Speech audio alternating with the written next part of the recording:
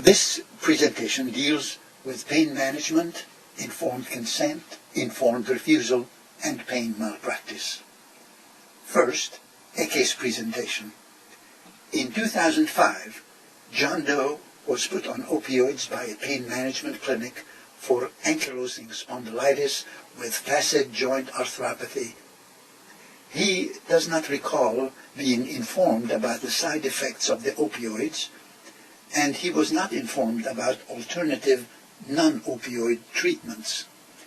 In 2006, he got into a near-fatal car accident that put him in the hospital for 7 days. He lost his job and was forced into bankruptcy. John believes that the combination of hydrocodone and OxyContin impaired his ability to see the SUV that hit him. After getting out of the hospital, he requested to be taken off the narcotics. He was told that he would have to be on something the rest of his life and put him on methadone. He was already on psychiatric drugs and was a zombie for nearly 4 years. When he asked again to be taken off narcotics, the pain management physician told him that he had to come off the Klonopin before he could attempt coming off methadone. He nearly had seizures coming off the Klonopin titration, which triggered severe paralyzing panic attacks. Pain management started titration off the methadone, and he became psychotic and nearly succeeded in a suicide attempt on June 2010. He was put in the psych ward and found out that the only way anyone can successfully be detoxed is with medication under medical supervision. John thinks that the pain management did not inform him fully about the risks and side effects of the opioids, did not inform him about alternative treatments and overprescribed narcotics for his condition during a 5-year period without ever reviewing the necessity. In September 2010, John went to another pain clinic for treatment and was weaned off narcotics. Since he has been off narcotics, his back pain is being effectively controlled with a non-steroidal NSAID known for some time to be useful in his condition, and that was prescribed by a different physician. John states that he lost 5 years of his life, and he finds it paradoxical that on the one hand, the pain management facility where he was initially treated had 3 pain clinics creating addicts, while on the other hand, the facility ran a detox program. John would like to know if he can be successful in suing the pain management clinic for his narcotic addiction on the grounds of lack of fully informed consent and negligent mismanagement of his chronic pain for 5 years with opioids beginning in 2005, all by the same facility. The concept of informed consent originated in several cases at the beginning of the last century, with patients suing their physicians on a battery theory, claiming they never consented to the physical touching involved with the procedure. In 1914, Judge Benjamin Cardozo articulated, in the case of Schlondorf versus Society of New York Hospital, the standard that every person is vested with a right to control what shall be done to his own body, and stated that every human being of adult years and sound mind has a right to determine what shall be done with his own body. Thus, a physician who performs a procedure, treats a patient, or operates without the patient's consent commits an assault, unless extenuating circumstances exist, such as an emergency or the patient is unable to provide consent to a procedure. In 1957, the California Court of Appeals held in Salgo versus Leland Stanford Jr. University Board of Trustees that a physician must disclose in good faith all facts relevant to the patient's decision. physicians violate their duty to their patients and subject themselves to liability if they withhold any facts which are necessary to form the basis of an intelligent consent by the patients to the proposed treatment. Likewise, physicians may not minimize the known dangers of a procedure or operation in order to induce their patients' consent. In 1972, in the case of Cobbs versus Grant, the Supreme Court of California moved away from the battery theory of informed consent to an action based in negligence. The court stated, the battery theory should be reserved for those circumstances when a doctor performs an operation to which the plaintiff has not consented. When the patient gives permission to perform one type of treatment and the doctor performs another, the requisite element of deliberate intent to deviate from the consent given is present. However, when the patient consents to a certain treatment and the doctor performs that treatment, but an undisclosed inherent complication with a low probability occurs, no intentional deviation from the consent given appears. Rather, the doctor, in obtaining consent, may have failed to meet his duty, care, and to disclose pertinent information. In that situation, the action should be pleaded in negligence. Furthermore, even if there is a minimal inherent risk to the procedure, the court held in Cobbs versus Grant that the physician is nonetheless required to explain fully the risks to the patient. Now let's turn to informed consent standards of disclosure. There are three distinct standards of disclosure that exist in informed consent. The first is the reasonable physician or professional standard. What would a typical physician say about this intervention? This standard allows the physician to determine what information is appropriate to disclose. However, it is probably not enough, since most research in this area shows that the typical physician tells the patient very little. The standard is also generally considered inconsistent with the goals of informed consent, as the focus is on the physician rather than on what the patient needs to know. The reasonable physician or professional standard used by the majority of jurisdictions is based on what a reasonable physician would disclose under similar circumstances. The burden of proof of lack of informed consent is that the physician breached the standard in a particular jurisdiction. The professional standard is subdivided into two parts: the locality standard, what a practitioner in a similar community would disclose, and secondly, the national standard, what would a reasonable practitioner in the country disclose. The second standard for informed consent disclosure is the reasonable patient standard. What would the average patient need to know in order to be an informed participant in the decision? This standard focuses on considering what a patient would need to know in order to understand the decision at hand. This is a type of materiality standard which focuses on what information about the medical procedure a patient would deem necessary to provide or refuse consent, rather than what a physician believes should be disclosed. The 1972 landmark case of Canterbury versus Spence abandoned the professional standard for informed consent and adopted the materiality standard. The Canterbury court held that it was the prerogative of the patient, not the physician, to determine for himself the direction in which his interests seemed to lie. The Canterbury court also recognized several exemptions to the requirement of disclosure. These exceptions include One, risks that the patient already knew of, hazards inherent to any surgical or medical procedure, for example, infection. Secondly, emergencies, where the doctor has no time to obtain the patient's consent, and waiting for consent would further endanger the patient.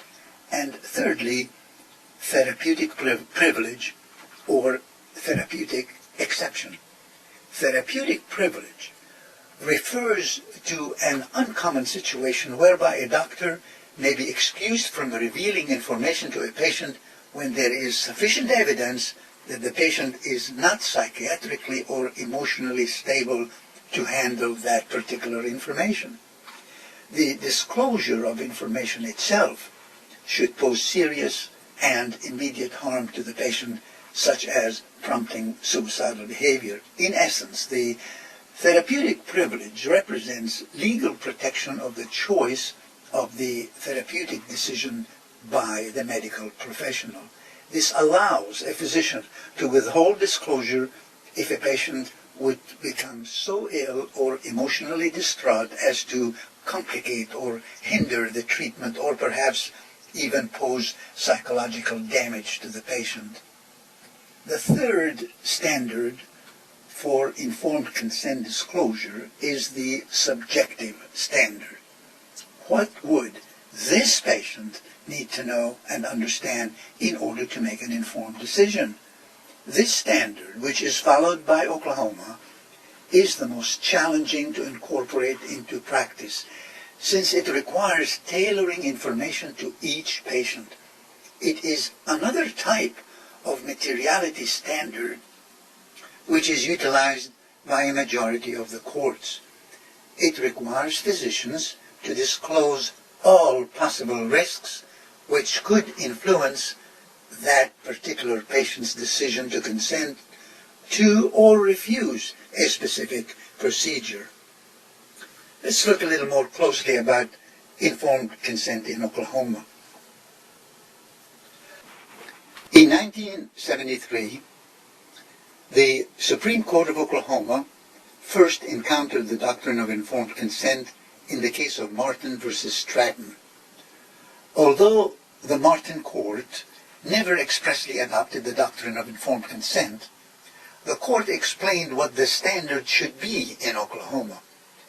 Judge Berry opined in that decision and stated, "We conclude that if the theory of liability referred to as informed consent is ever adopted by this court, the plaintiff will have the burden to either introduce evidence from which the jury could reasonably infer that the defendant failed to disclose to the plaintiff what a reasonably prudent physician in the medical community in the exercise of reasonable care would have disclosed to the patient, or evidence from which the jury could reasonably infer that material risks were inherent in the proposed medical procedure in terms of seriousness, probability of occurrence, and feasibility of alternatives, and the defendant doctor failed to disclose these risks to the plaintiff." The seminal case adopting the subjective or individual patient method is Scott versus Bradford, which was decided by the Supreme Court of Oklahoma in 1979. In the case of Scott versus Bradford, the plaintiff brought a surgical malpractice action after she experienced incontinence problems caused by a vesicovaginal fistula, a complication that resulted from hysterectomy. She never claimed that the physician defendant was negligent in performing the surgery, but rather she argued that if the physician defendant had advised her of the risks of developing a vesicovaginal fistula, she would have refused the operation. Essentially, she argued that her consent was not informed, and therefore the physician defendant was liable for the injuries even though he was not negligent. The trial court rendered a verdict in favor of the physician defendant. On appeal, the Supreme Court of Oklahoma formally recognized the doctrine of informed consent and established the following foundational elements that a patient plaintiff must allege and prove in order to maintain an action against the physician defendant for failure to obtain an informed consent before a medical procedure or treatment. These include, number one, defendant physician failed to inform the patient adequately of a material risk before securing the patient's consent to the proposed treatment. Secondly, if the patient had been informed of the risks, he or she would not have consented to the treatment. And thirdly, the adverse consequences that were not made known did in fact occur, and the patient was injured as a result of submitting to the treatment. Thus, the individual patient method set out in Scott versus Bradford provides that the scope of a physician's communication must be measured by his patient's need to know enough to enable him or her to make an intelligent choice. In other words, full disclosure of all material risks incident to treatment must be made. The Scott versus Bradford court further adopted a subjective standard for determining whether a particular risk was material. The court said that the materiality question is whether that particular patient would still have consented to the treatment if the specific risk had been disclosed, whether or not such choice would have been a reasonable choice. For example, if the patient would not have consented to pain management with opioids if the high percentage risk of addiction and the high numbers of overdose deaths had been disclosed, such percentage risk of addiction and overdose deaths would be deemed to be material and must be disclosed. The health care provider is required to inform the patient of all possible risks of opioid and other pain management modalities that he or she might find relevant in consenting to the treatment. The physician must inform the patient of the pain treatment's risks to the extent that each individual, not necessarily a reasonable individual, would have needed to know before consenting. Critics of the Oklahoma standard rely on the patient's hindsight and 20/20 vision, which might be clouded by self-interest. Responding to this concern, Justice Doolin of the Supreme Court of Oklahoma stated that although it may be said this approach places a physician at the mercy of the patient's hindsight, a careful practitioner can always protect himself by ensuring that he has adequately informed each patient he treats. If he does not breach this duty, a causation problem will not arise. So, the scope of a physician's communications must be measured by his patient's need to know enough to enable him or her to make an intelligent choice. In other words, full disclosure of all material risks incident to treatment must be made. There is no bright line separating the material from the immaterial. It is a question of fact for the jury. A risk is material if it would be likely to affect the patient's decision.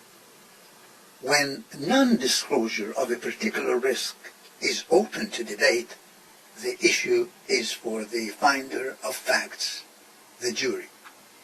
The Scott standard has been followed in at least 4 published Oklahoma opinions.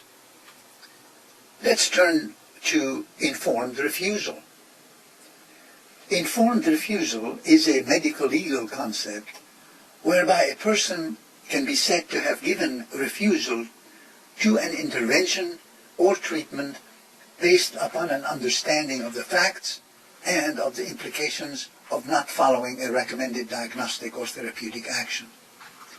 Informed refusal is linked to the informed consent process, as a patient has a right to consent, but also may choose to refuse. What is the physician's legal obligation in informed refusal? The requirement to point out potential health risks to those refusing a recommended treatment or test was made clear in a California court case a number of years ago. The lawsuit was brought by a family of a woman who repeatedly refused her doctor's advice to have pap smears. Eventually, she died of cervical cancer. Her family sued the physician, saying she did not understand that cervical cancer could be undiagnosed in the absence of pap tests. The patient's non-compliance was well documented by the physician, and the case was dismissed. In another case, Truman versus Thomas, the California Supreme Court held that physicians are responsible for making sure patients are aware of all significant risks that could result from non-compliance. In Truman, the court reviewed the patient's right to refuse treatment and the physician's corresponding duty of care as follows. The court stated, if a patient indicates that he or she is going to decline a risk-free test or treatment, then the doctor has the additional duty of advising the patient of all material risks of which a reasonable person would want to be informed before deciding not to undergo the procedure. On the other hand, if the recommended test or treatment is itself risky, then the physician should always explain the potential consequences of declining to follow the recommended course of action. The physician's obligation in this regard applies equally to all tests and procedures, from simple, common ones, to the most complex and unusual. It also applies to a recommendation that patients see a specialist. Physicians must inform patients of the possible consequences of not getting a consultation. Documentation in a patient's medical record should include the following. First, a notation about the information that the physician gave to the patient concerning the condition and the proposed treatment or test. Reasons for the treatment or test should be noted. Second, a notation that the patient was advised of the possible risks and consequences, including loss of life or limb if applicable, of failing to undergo treatment or a test. Third, a notation about the physician's referral of the patient to a specialist, including the reasons for the referral and possible risks of not seeing the specialist. Also, the doctor should note any attempts to contact the patient after the referral to a specialist. Finally, a notation about the patient's refusal of the patient's treatment or testing plan or advice. This should include the patient's signature on the refusal of treatment form. Although such forms are optional, they offer physicians the strongest protection against claims of a lack of informed consent. Thus, make sure an independent witness is present when the patient signs the form. Now let's turn to physician's duty to inform about pain management options, alternatives, and risks.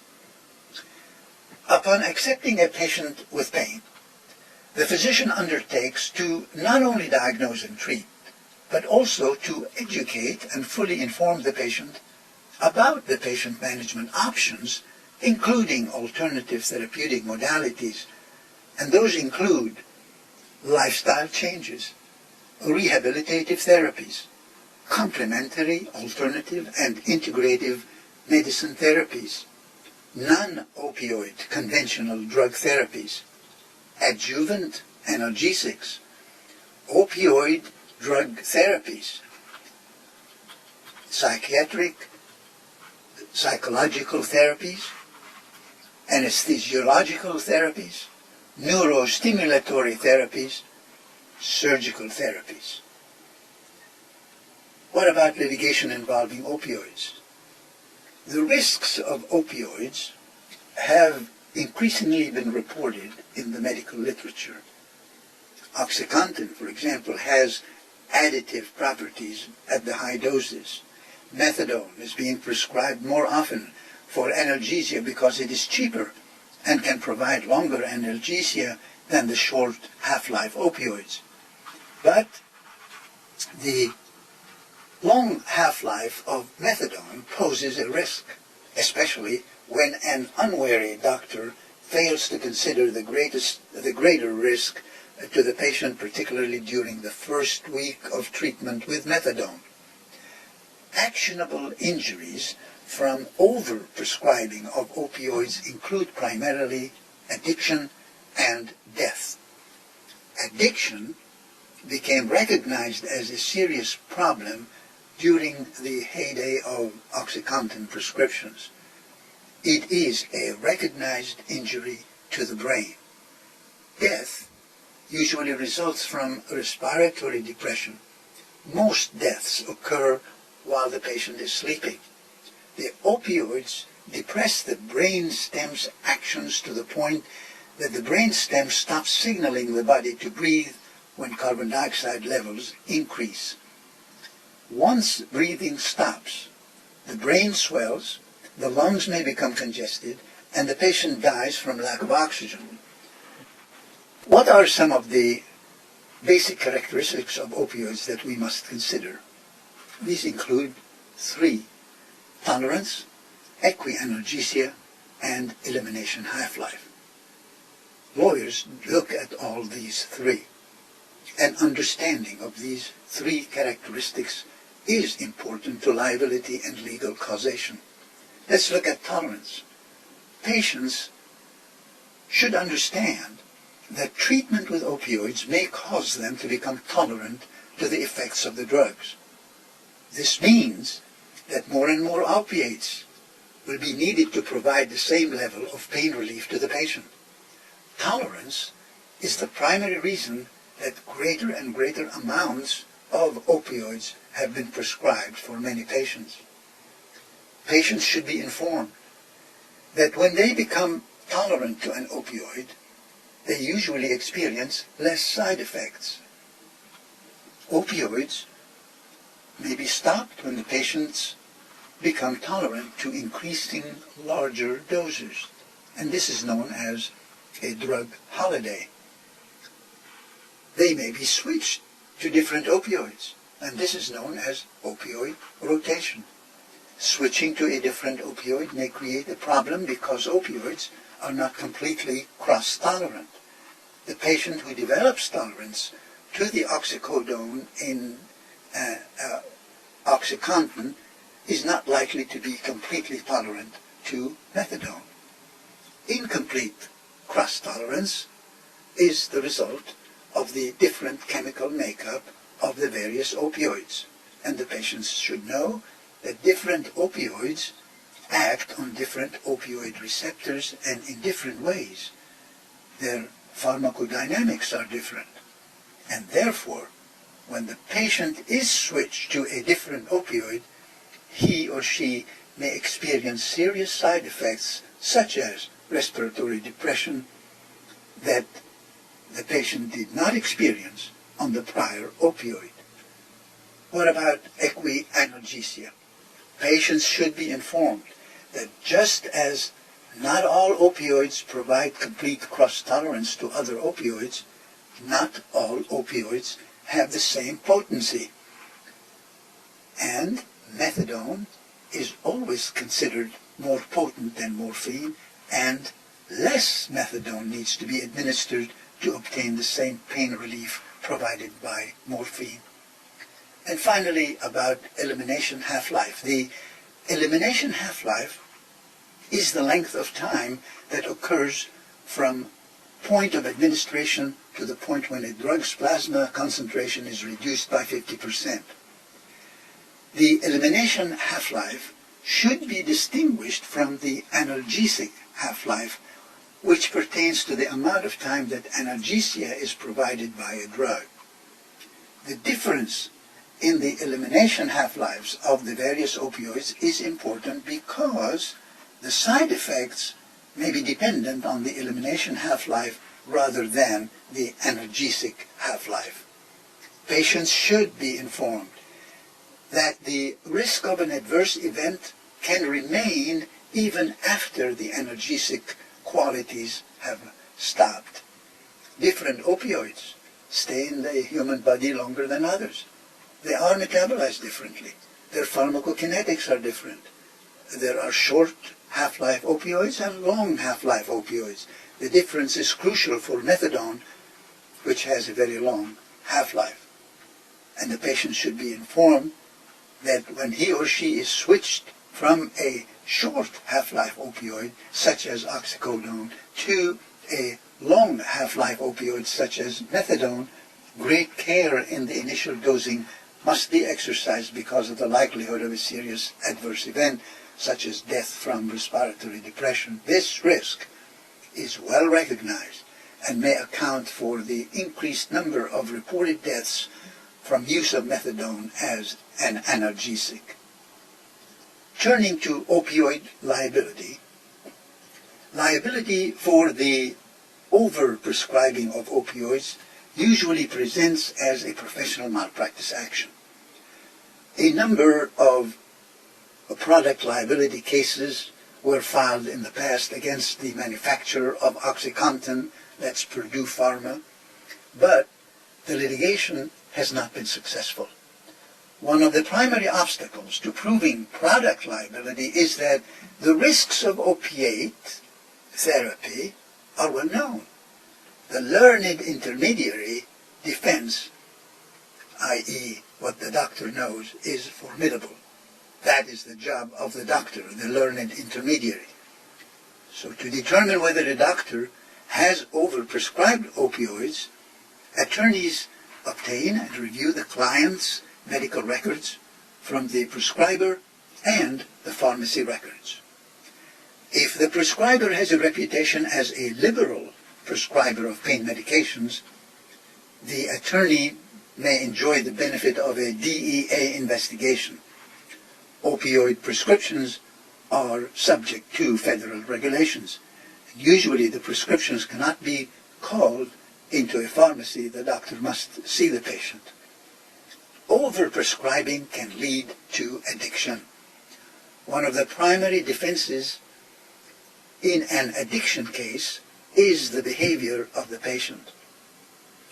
If the patient is drug-seeking and is getting multiple prescriptions from different doctors and filling the prescriptions at different pharmacies, then it is unlikely that any of the prescribers can be shown to be at fault.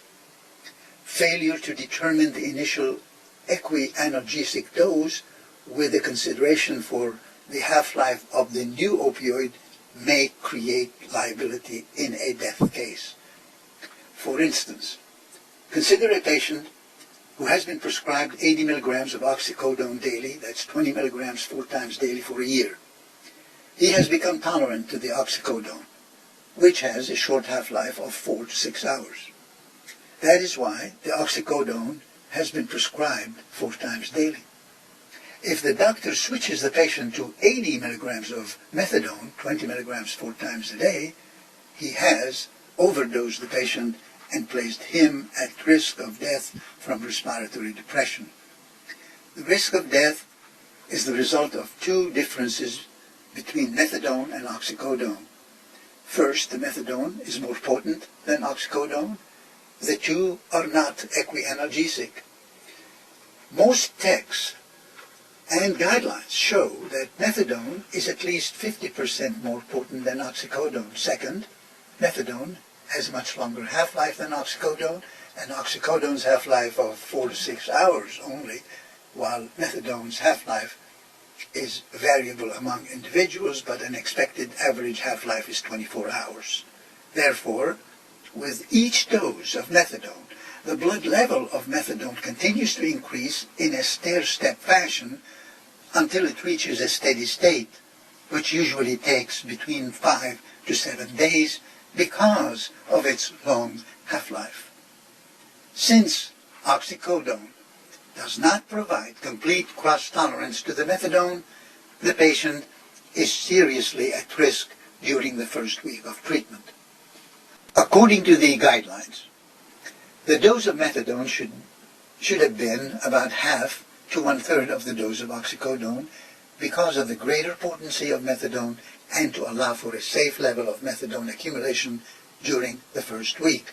This safety factor is necessary because the patient's body is methadone naive, although not opioid naive, because the patient has not taken methadone before and so has not developed a tolerance to methadone. Now let's look at damages. First, in addiction. The patient or patients should be informed that an addicted brain is a changed brain. The cells of an addict's brain are fundamentally changed. Drugs can change the brain to produce unconscious and uncontrollable compulsive behavior, which is the essence of addiction. Addiction as a disease of the brain disrupts a person's mechanisms responsible for generating, modulating, and controlling cognitive, emotional, and social behavior. Addiction changes the neurobiology of the brain and causes compulsive behavior. Changes in the human brain have been shown with neuroimaging studies such as functional MRIs and PET scans. The molecular target of most addictive substances has been identified. Different areas of the brain are responsible for different activities and behavior. Behavior is the result of electrical and chemical activity in the brain. Dopamine is responsible for some of this activity. For instance, Parkinson's disease is the result of chronically depressed dopamine levels. Addiction behavior is also the result of dopamine levels. Addiction is the result of permanently changed dopamine levels. The mesolimbic dopamine system, also referred to as the reward system of the brain, is composed of several different areas of the brain that work together. The system triggers biochemical systems that reward people with feelings of pleasure when they engage in activities that promote basic life functions, such as eating and sex. Components of this system include the prefrontal cortex, the ventral tegmental area, the nucleus accumbens, and the locus ceruleus. Not all people who take opioids become addicted. However, a large subset of the population is vulnerable to addiction. Opioids are particularly good at causing addiction, and treatment for opioid addiction may require that the patient be placed on a permanent methadone regimen. Now let's turn to death. An autopsy with toxicology is necessary to prove death from an opioid overdose. The physical autopsy is expected to have nonspecific findings, such as would be found from any hypoxic event. The brain may be heavy from swelling. The lungs may be congested. Methadone of some level must be found in the blood. Femoral blood should be taken to avoid any issue of post-mortem redistribution. If tissue is sampled for toxicological testing, the liver is usually the best organ to test. If high levels are found in the liver, then the blood levels may not be crucial. The death investigation must first establish if the patient intentionally overdosed.